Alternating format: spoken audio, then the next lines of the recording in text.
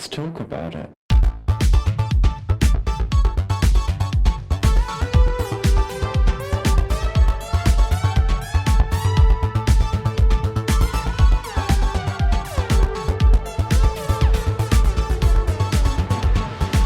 Hello and welcome back to Thicc Radio, the podcast where we talk about gaining and everything in its orbit. I'm James. And I'm Tim, so let's get into it. So James, what are we talking about today? Tim, I thought it might be a good opportunity to talk about virgin feeders. Aha.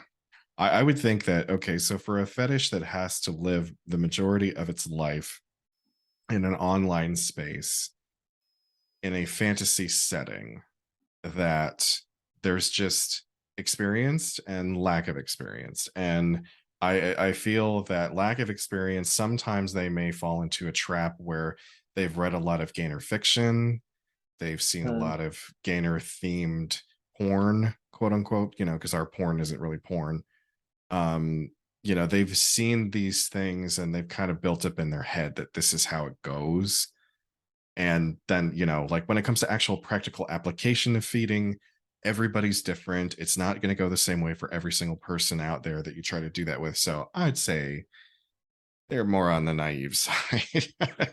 I agree. I think there's something to be said about naivete versus experience and the ways in which, as a community, we don't really have a way of vetting that other than reportedly applying pressure and asking questions and just kind of hoping for the best.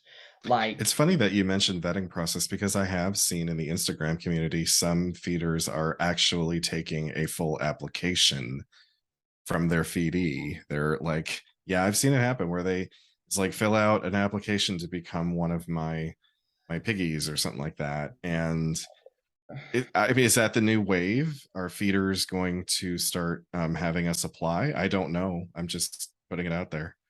Like, as a community, there is a very much disproportionate number of experienced feeders to experienced gainers, right? Yes. It is very much more, and I think you and I have talked about this, I'm not sure if on the podcast, but certainly on a personal level, this is almost the difference between gaining and feedism. Feedism really seems to rely on this relationship, two parties, a feedee and a feeder, to make it happen. Whereas with gaining, the idea is you're basically doing this on your own. And wherein you have a feeder or someone who you have fun with, it's more of an orbital situation. It's more occasional rather than a core facet of your growth and journey, We are talking most specifically about virgin feeders, as in we are speaking about individuals within the community who want to be feeders, but have not done it before. They are quite literally virgin. Yeah. I've been the first for a couple of those people. Yeah, same. You know, and it's always interesting. So you know what?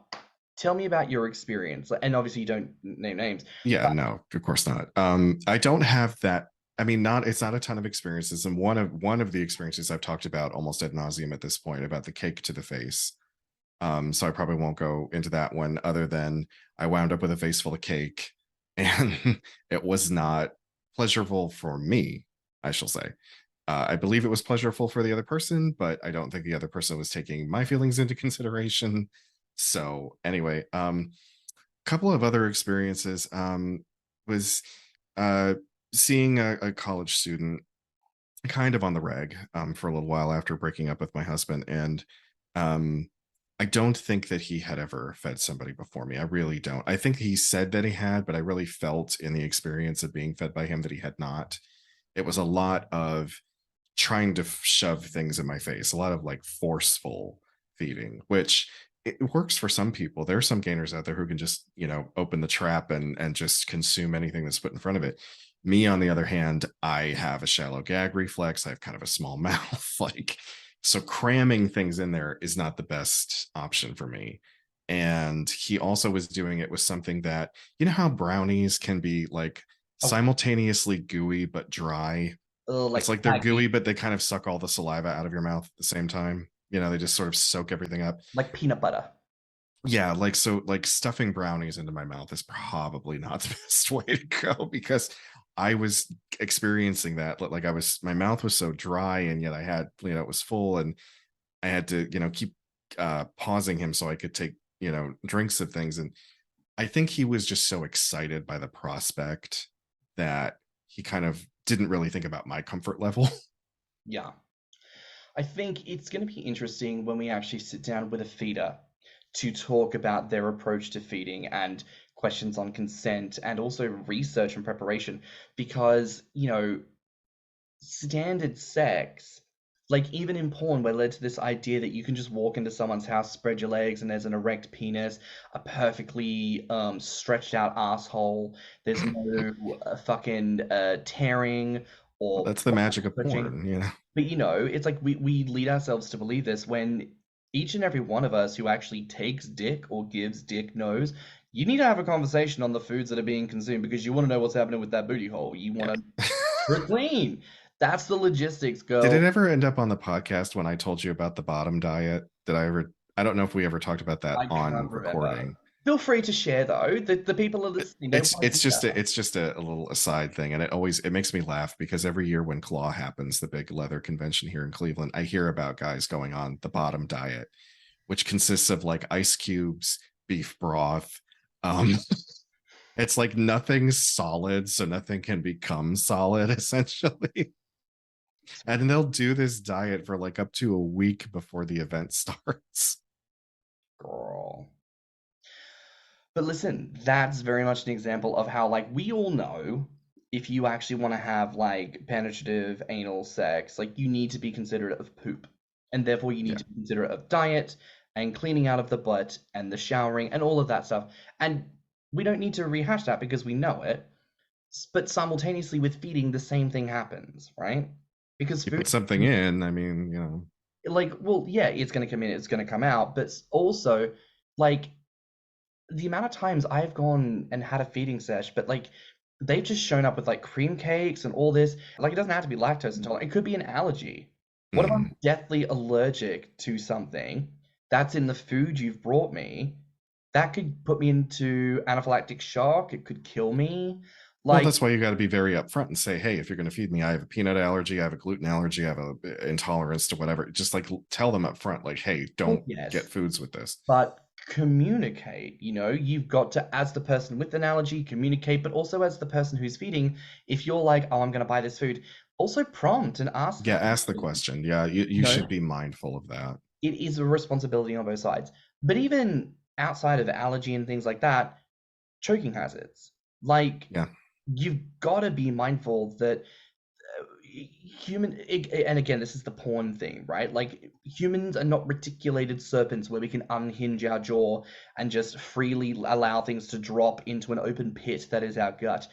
The swallow mechanism is still very much a thing, and then chewing happens before swallowing, Mm, and most things need to be chewed before they can swallow, otherwise you will choke. So yeah.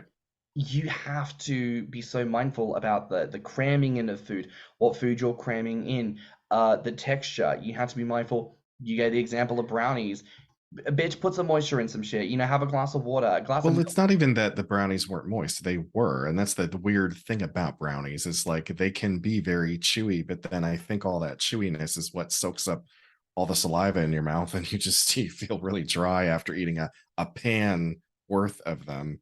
It just turns into cement paste. But again, that's a thing where it's like you need to consider, like, even if you're not someone who wants to be fed, like for me, genuine bit of advice, right? To any virgin feeders listening, you're thinking, I want to feed someone, or I've got a feeding session coming up and I'm thinking about the food items that I need to put on.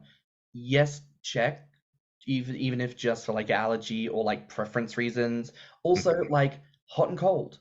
Do you know what I Yeah. mean? Like, you want to feed a fat boy a slice of pie. Is it a pie that needs to be hot? Please put it in the oven. Don't put it in the microwave. Microwave pie is gross. Put that shit in the oven and then let it sit so that you're not cramming freshly heated fucking I molten. agree with that. Yes, be very careful of internal temperature for your microwave and something. Now, I'm not so bougie that it has to go into the oven first, but that's just me. Actually, I would be even more touched. What would impress me even more, and I wouldn't care if it was hot or cold. make the pie yourself. I'd be like, that's so sweet. Oh, You made the pie yourself. like you literally are like fattening up with your love and effort, like this fat boy in front of you. But genuinely take the time to think to yourself, if someone was going to feed you food, how would you want them to go about it? Think about that. Think Yeah. about the types of food you would want to be fed. Do you want to be fed this food on a fork or on a spoon? Or do you want this person to use their fingers and push it into your mouth? Do you want to actually not even push the food in? Do you just want to bring them the food and then sit back and enjoy the visual of them consuming food on their own terms? Think about things like that. Think about what you might enjoy.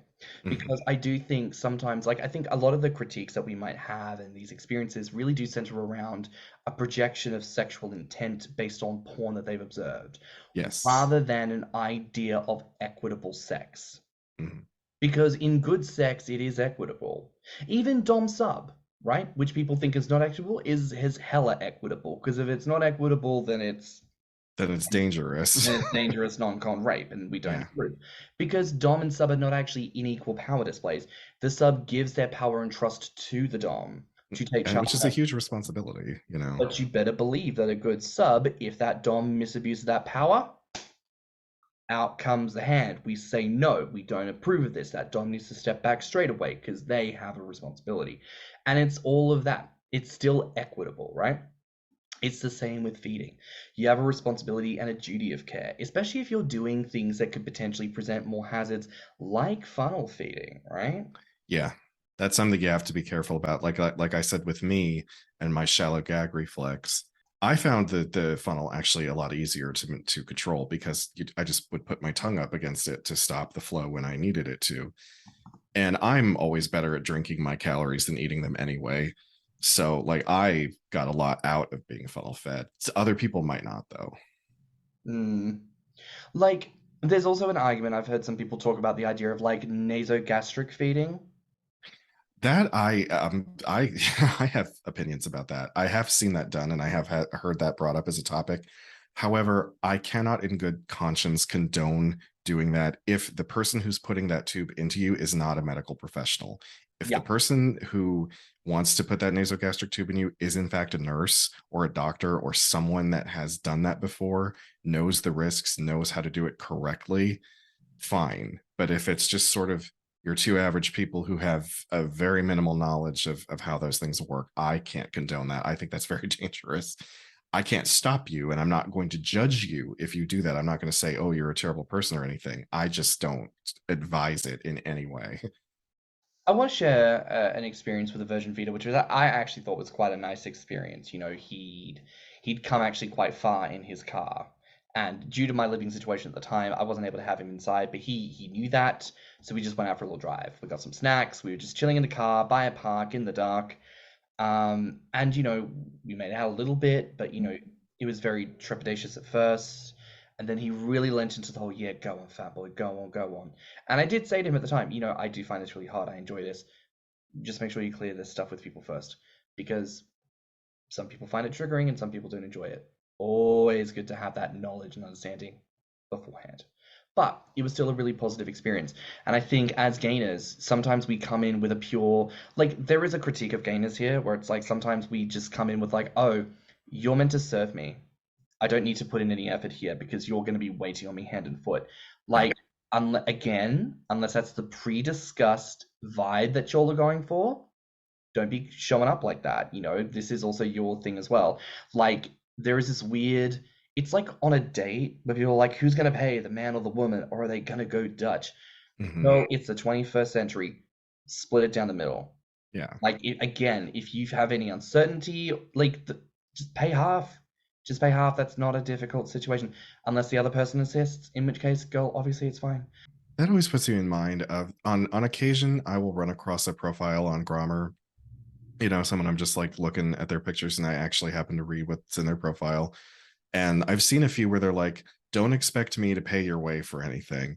And I keep thinking, well, how many people are out there going, you know, I guess there must be a certain subgroup out there that's like, I'm the gainer, you need to pay for everything. Because I'm like, Yeah. again, I've got my own job. I got to pay for my own food. But these people are out there, these people who come in with expectations, and again, it's the 21st century. But the point I wanted to make before with gainers is what I did with this feeder is take the time to also hold them in their virginity in that moment. Yeah. Because that is something you should do as the more experienced sexual practitioner. I'm glad you brought that up, actually, because I totally agree with you. You don't like, if this is their first experience, you want them to have a positive one. Like, you want them to look back on this and say, I'm so lucky that I had this as my first experience and it was great and I was able to build off of it. So thank you for bringing that up. I didn't even think about that. Well, it's again this ironic thing in this community where we need to be more encouragers, all of us, right? Like, and again, I think there's this thing where we divide it. There's the encouragers and the gainers. I'm the one who gets fat. You tell me I look pretty. That's it. Like we talked about this on the encourager episode. Like, there's not really a metric or a theme of building up our non-gainers in the community. We really do have this expectation of, well, you're going to wait on me hand and foot and you're going to pay for everything and you live to serve me and that's just how it goes. Like, no, that's not how it goes. I think we owe it to members of our community to love on them and build them up at every stage of the experience. Like I said, with that feeder, I took the time to tell them when they were doing good. And I also took the time to say, stop, and I held a hand up and I changed my tone and I looked at the way that they were responsive. And when they responded quickly and appropriately, I also gave them good feedback on that. And I said, positive reinforcement. And I said, I really like the way that you responded. I'm so grateful that when I had a moment and I needed to breathe, that you backed off completely and you allowed me to have that. The way you responded was perfect. Build people up, acknowledge when they do good. And yes, challenge them when they fuck up. Yes, all this. We talk about this so much, but we really don't talk enough about like building up people when they're good. And so, yes, we want to be able to critique this theme of virgin feeders who don't know what they're doing and give you something to grasp onto in terms of like a constructive criticism, right? Or this isn't us just shitting on people who no. are inexperienced. No, and you know what? Not even a criticism. It's constructive feedback. There are definitely things that virgin feeders can do to prep themselves ready for that moment. But also for gainers, be prepared and look after your virgin feeder. Encourage them. Even if you want to be as basic and selfish as possible, the more good you put into this feeder, you now have access to a really great feeder who fucking loves you. Like, oh, what a terrible thing to have put in the slightest modicum of effort, and now you have an A-class feeder who's ready to worship you hand and foot. Do you know what I mean? Like, put the effort into to love on people. Here's a question: how do you define a good feeder? Well, okay, so I've talked before about my friend from Indiana, and honestly, he's one of the best that I have encountered so far. Attentive, capable, good communication, understands limitations, really, really wonderful with positive reinforcement and encouragement. So to me, that is like a good feeder, and that's why I reference him. And I feel like the best feeding experiences I have isn't just, oh yeah, fat boy. Like, yeah, there's a sex element to it, but there's also this intimacy. Yes. There is an element of power and there is an element of, partially breath control because there's food in your mouth. It's an obstruction of air. Like, there is an element of this. There's an element of dom sub. There's an element of, not to necessarily specify rope play, but like a restriction of motion, because you're fat and he's usually sitting on you, like there's this very visceral thing. It can be quite a beautiful experience, Yes, absolutely. So that's another thing for both sides of the conversation here. Like, yes, there's the sexy side, but there's also like a romantic, intimate side too. Don't neglect that. It's affection. I would say affectionate. I think definitely for me, a good feeder is that person, just like you say, they listen, they have an understanding of your needs. And it does take time as well. Like, I have a regular feeder that I see, and it takes a good couple of sessions to really learn what your pace is. Like, some of the food items he bought at the start, he doesn't bother buying now because he knows I ain't gonna touch them. Mm-hmm. He notices what I do like, and there's more of it. And then he takes that extra time to really rub on my belly because he's getting more out of it what he wants. I'm getting more out of it what I want. It's a learning experience, Mm-hmm. I mean, I know I said this before as a sort of established idea that there are more virgin feeders than established feeders. Would you say that that is true? I don't know. I mean, I suppose Grommr could try conducting a poll for once just to get some information from its followership, but I don't know. I'm going to err on the side of yes, more people are inexperienced as opposed to experienced, but that's also because we are often separated by thousands of miles or an ocean. The people who might be local to you might not necessarily be keen on meeting up, or they might not be looking for that in their own lives. So it's challenging to find someone that you can get to fairly easily who is willing to do it. And I mean, that's why so many people do it online. You know, so many people have to do it in an online space over Zoom, over Skype, over Instagram. And, you know, if that works for you, great. It doesn't work for me, but I mean, do you feel like the way the community is set up in terms of a narrative of gainers and feeders, do you feel like this creates a problem for people seeking those genuine, like, in-person connections? yeah, I could imagine so because for some, you know, like I said, some people they live it only in a fantasy setting or they're cool with exchanging online, but they might not be comfortable meeting in person. Those of us that need that in-person encouragement, yeah, it's tough. It's really tough because Mhm. it's just there's not a lot of prospects, you know, and I'm always looking for something in Cleveland, but even the opportunities that sometimes arise end up drying up pretty quickly. So You know, I do have a friend back in Perth who has fed me before, and when we've been together in person, it's electric. It's incredible. But, you know, there are times, and I think it's felt on both sides when we're both engaging with each other that it's like, oh, this isn't the same. And, you know, it's no one's fault because it isn't the same. He wants to cram food into my mouth and dick me the fuck down. I want to lay on my back and get railed and oink like a little piggy, you know? It's just not the same. It's not the same typing the word oink as it is yeah, feeling it being it's fed. not. Yeah. No, It's not. that's the problem I always run into, you know. And also, I believe I have said this probably more than once on the podcast. Like, if it's on an online space, it's not that I don't care about it. It's more like you can't see what I'm doing all the time. So knowing me, I could be like, yeah, I finished the box of donuts and there's still like four left, but I'm not going to show it on camera. Oh, Like, girl. Oh my God. I think the struggle is real. The amount of times it's like, yeah, yeah, I just did all this.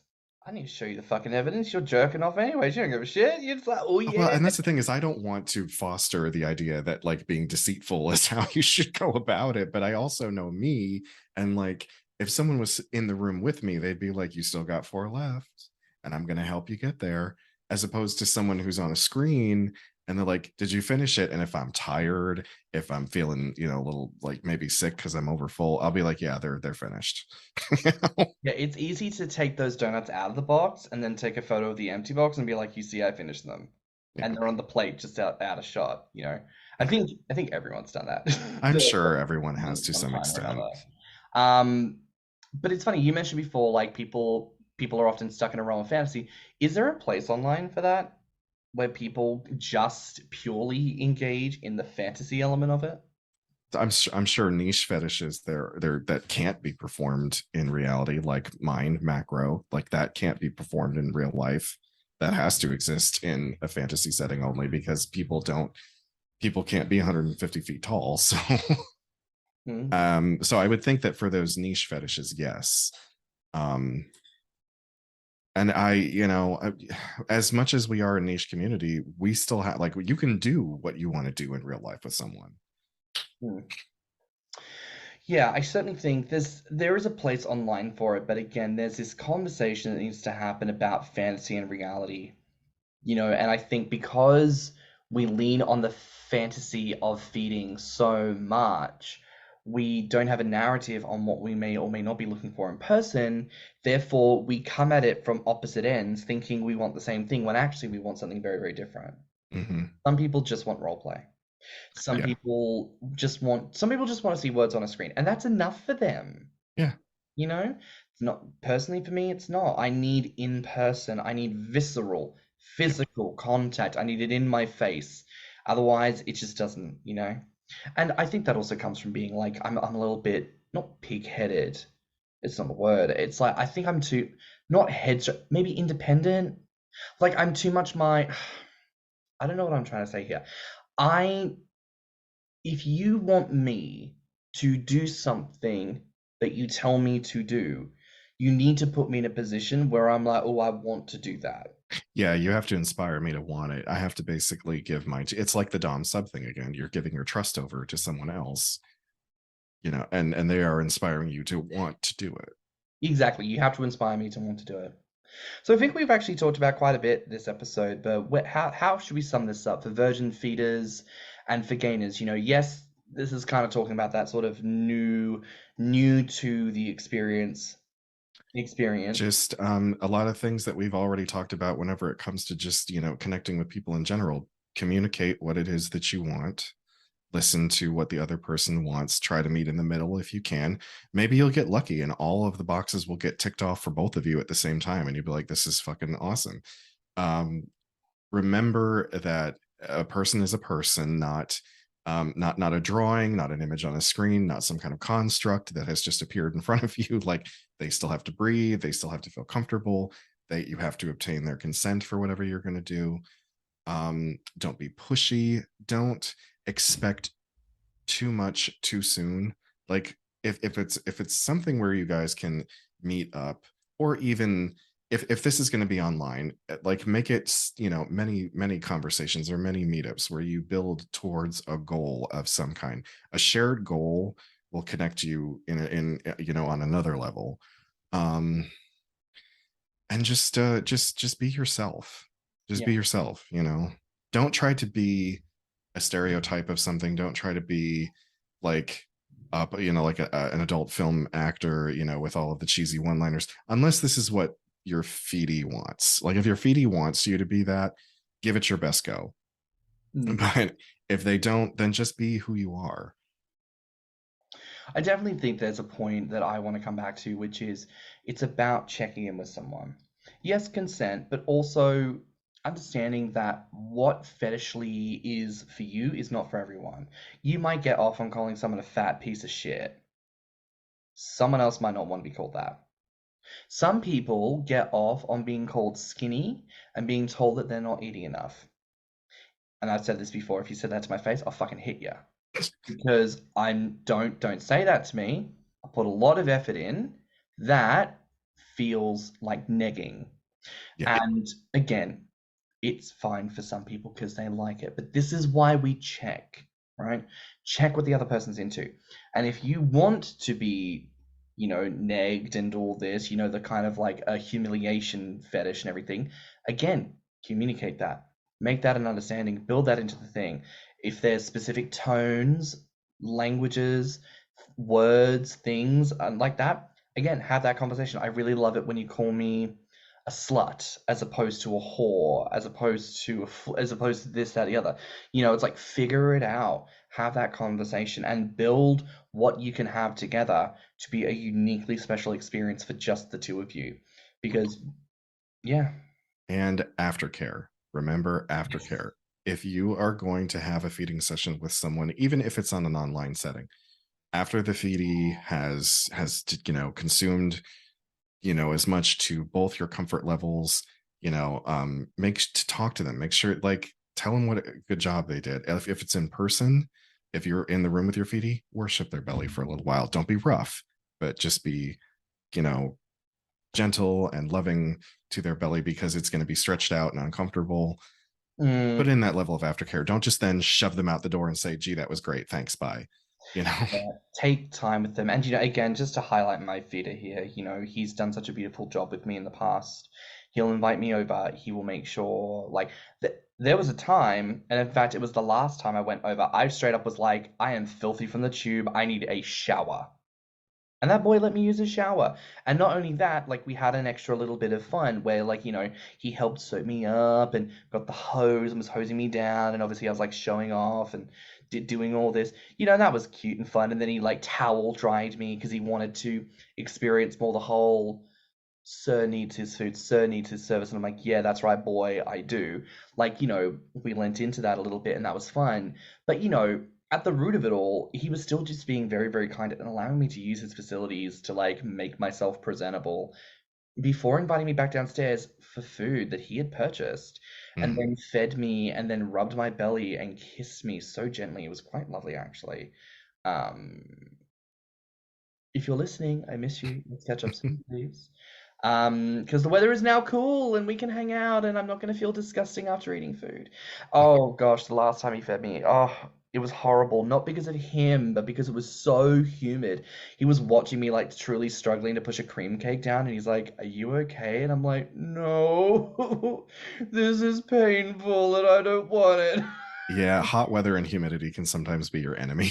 Oh my goodness. And you know, that's its own conversation. And again, when we have a feeder on, you know, like crafting a sexy environment. Again, for standard sex, you're looking at candles and lacy lingerie and mood music. For a gainer, it's air conditioning, a comfy sofa, and towels, right? Or if you're in a really hot climb and you own a pool, I mean, hey, I will lay by a pool and drink beer all day for you. I mean, Oh my God. Do you know, that sounds like fucking heaven. Like literally lazing by the pool. For me, it's in the shade. But you know, like bottomless, like fruity cocktails, juices, fruit, and literally just like that fucking Bacchus vibe of like, I'm just gonna keep on yeah, keep. you could graze all day. You wouldn't have to worry about necessarily cramming a lot in. Just have a spread of it. I mean, if this is possible for you to have a spread, but like, you know, even the little stuff, like you said, the fruit, um, alcohol, although alcohol does kind of decrease appetite. So maybe, I don't know, figure it out if you guys want to do alcohol or not. But like that, me, if you set me down by the pool, you give me like, you know, a case of beer, I'm good. Like I'll get as bloated as you want me to. But you know, fruit juices are delicious. And to be fair, there are certain like weight gain powders that are designed not for milk-based drinks, but for Yeah. like water-based drinks. So you could find that mix, you know. And again, think to yourself, like don't just buy some like bargain basement mix it with fruit juice and hope for the best. Like buy a little sample pack, mix it with some juice, and then test it yourself. And be like, do I like the taste of this? Does this Yeah. taste like fruit juice to me? Like you don't even need to tell them that you put weight gain powder in it, you know? Because if it tastes like regular juice, then they're just going to get the extra Yeah, calories. but that would kind of violate their consent, wouldn't it, if you didn't tell them what was in it? Okay, actually, yes, that's a very good point. Like, Yeah. if you're going to do any kind of mixing, any kind of anything like that, yes. Yeah, you need to tell them what's in it. But I think you get the point. Like, it's not Yeah, about, I know what you're saying. yeah, it's not the non-consent part. It's the whole, like, where you can do things to yourself. Because if you don't mind it, then it's a very good chance that the gainer won't mind it, you know? Which is a very common rule in dom sub relationships. Don't do to your sub what you wouldn't do to yourself. Well, that's a wrap for now here on Thicc Radio. Please remember to like and subscribe, rate us 5 stars, and leave a good review. If you liked this episode, the podcast, or just us in general, share it with your friends and encourage them to tune in. You can find me on Instagram and beefyfrat at stannnum. And you can find me on Instagram, Twitter, YouTube, TikTok, and BeefyFrat at Thicky Mouse. You can also look us up on TikTok at Thicc Radio or our website at www.podpage.com/Thicc Radio. And if you want to submit any questions or ideas for episodes, you can reach us at thethiccradio@gmail.com. So until next time, bye, Fats. Bye, Fat. Let's talk about it.